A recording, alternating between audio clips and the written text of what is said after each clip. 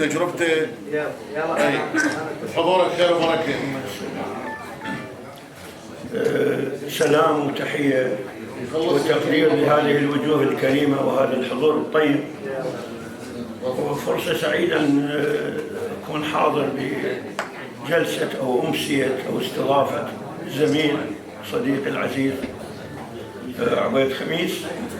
أنا هو ما خلوا شيء للحكي بصراحة. دكتور صالح حكى السيرة الذاتية وهو هم حكى بعد واحد شيء بس نختصر. نقول أنا تعرفت على الأستاذ عبيد في خلية العمل الفني أو الخلية النشطة اللي يقودها الأستاذ الكبير إلى طول غير نائمة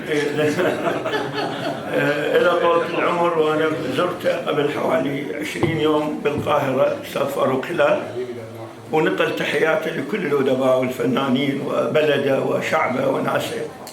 فكان أحد عناصر الفرقة النغمية الفاعلة من ضمن مجموعة وأستاذ عبيد خميس، اللي هم أذكر منهم أستاذ وحيد علي، أحمد نعمة، محمود أنور، فيصل حمادي يمكن، شباب يعني فاعلين وعلى الساحة الفنية الآن موجودين.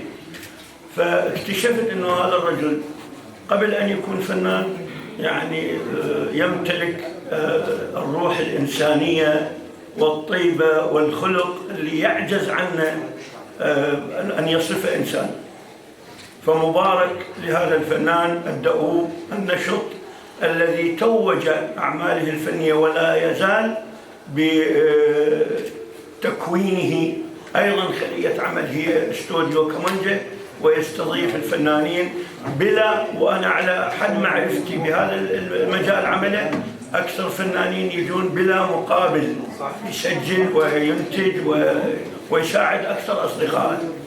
فلا أستطيع إلا أن أقول تحية للفنان عبيد خميس وتحية للدكتور صالح حسن على نشاطه وعلى حرصه أن يستضيف الوجوه الأدبية والثقافية والفنية.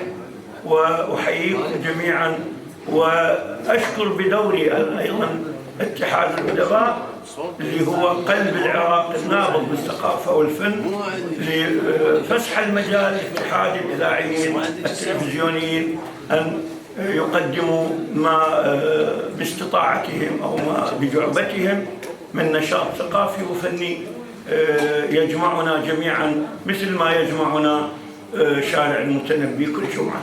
شكرا.